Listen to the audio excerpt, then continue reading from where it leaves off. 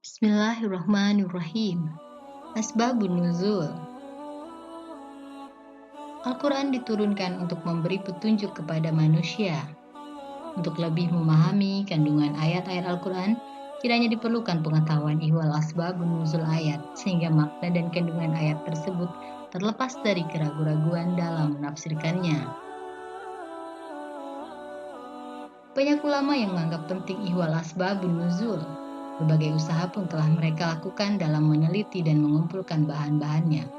Ulama tersebut diantaranya ialah Imam Al-Wahidi, yang berpendapat bahwa mengetahui tafsir suatu ayat Al-Quran tidaklah mungkin tanpa mengetahui asbabun nuzul, turunnya ayat tersebut. Ibnu Daqiq berpandangan bahwa mengetahui asbabun nuzul ayat merupakan cara yang paling baik untuk memahami makna ayat tersebut. Sedangkan Ibnu Taimiyah mengemukakan bahwa mengetahui asbabun nuzul ayat dapat menolong memahami makna ayat tersebut.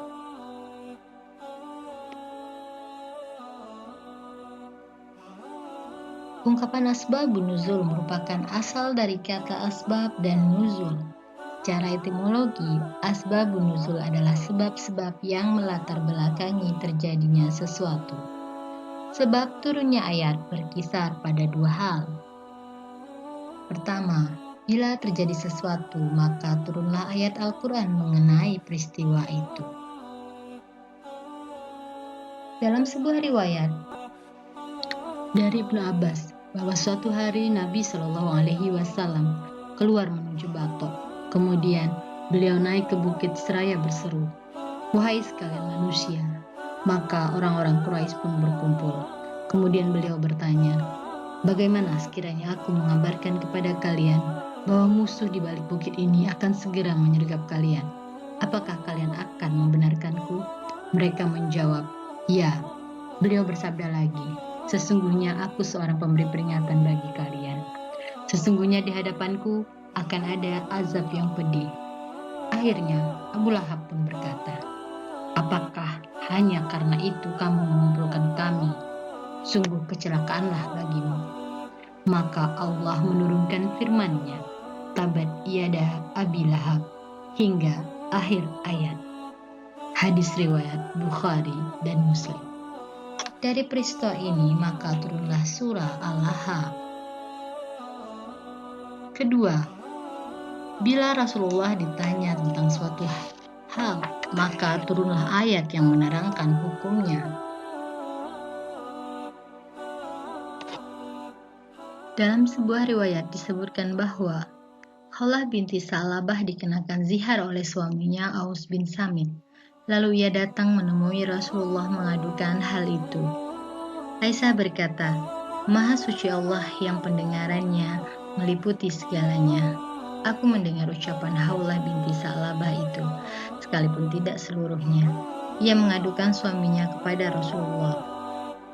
Katanya, "Ya Rasulullah, suamiku sudah menghabiskan masa mudaku dan sudah beberapa kali aku mengandung karenanya. Sekarang, setelah aku menjadi tua dan tidak beranak lagi, ia menjatuhkan jihar kepadaku. Ya Allah, sesungguhnya aku mengadu kepadamu." Aisyah berkata lagi, "Tiba-tiba Jibril turun membawa ayat-ayat ini.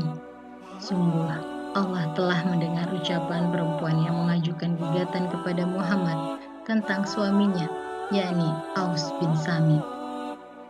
Hadis riwayat Ibnu Majah dan Ibnu Abi Hatim.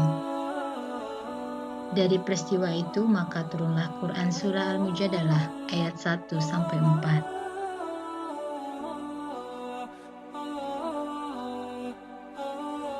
Adapun redaksi yang menerangkan sebab nuzul itu dikelompokkan menjadi dua kategori, yaitu sarih dan muhtamilah.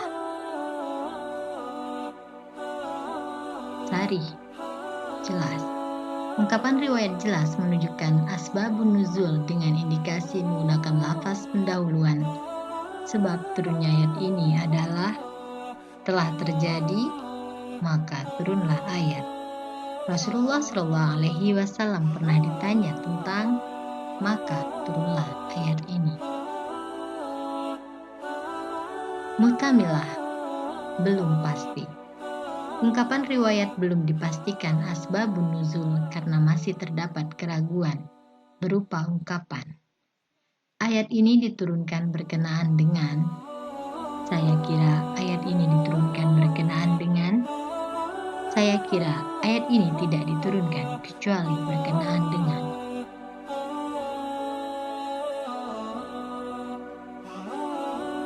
Terdapat dua kaidah asbabun nuzul. Kedua kaidah tersebut saling berlawanan dan digunakan sesuai dengan konteks ayat. Di antaranya adalah: pertama, memahami berdasarkan lafaz yang umum.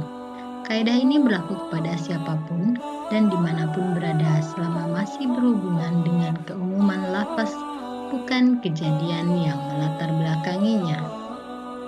Sebagaimana dalam Quran Surah An-Nur ayat 6, dan orang-orang yang menuduh istrinya berzina, padahal mereka tidak mempunyai saksi-saksi selain daripada mereka sendiri, maka kesaksian masing-masing orang itu ialah 4 kali sumpah dengan nama Allah, bahwa dia termasuk orang-orang yang benar.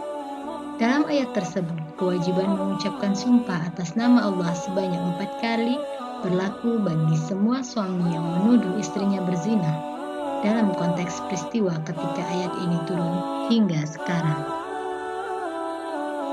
Kedua, memahami berdasarkan sebab turunnya ayat yang bersifat khusus. Sebagaimana dalam Al-Quran Surah Al-Baqarah ayat 115, dan milik Allah timur dan barat, kemanapun kamu menghadap, di sanalah wajah Allah. Sungguh Allah Maha Luas, Maha Mengetahui. Berdasarkan riwayat Imam Muslim, At-Tirmizi dan An-Nasai yang bersumber dari Ibnu Umar, bahwa ketika Rasulullah SAW dalam perjalanan dari Mekah ke Madinah, beliau sholat sunat di atas kendaraan menghadap sesuai arah kendaraannya.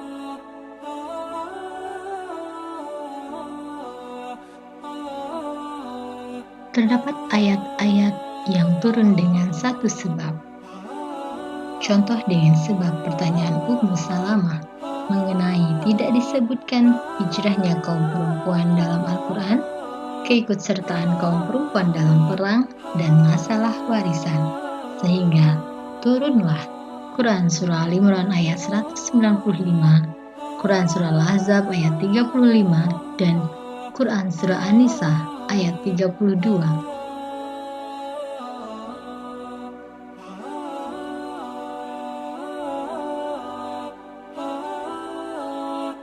Imam Ibnu Saimin dalam kitabnya Usul fi Tafsir menjelaskan bahwa dilihat dari turunnya ayat Al-Quran ada dua, yaitu ayat ibtidai dan ayat sababi. Ayat ibtidai adalah ayat yang diturunkan tidak didahului sebab yang melatar belakanginya, dan inilah umumnya ayat Al-Quran. Ayat sababi, ayat yang diturunkan didahului sebab yang melatar belakanginya. Salah satu contoh ayat Al-Quran yang tidak memiliki asbabun nuzul yaitu ayat-ayat pada Quran Surah Al-An'am. Diriwayatkan oleh Jabir bin Abdillah radhiyallahu anhu, beliau mengatakan, ketika turun surah Al-An'am, Rasulullah SAW bertasbih. Kemudian beliau mengatakan, sungguh ada malaikat yang jumlahnya menutupi ufuk yang mengiringi turunnya surat ini. Hadis riwayat Hakim dan Al-Baihaqi dalam Syu'abul Iman.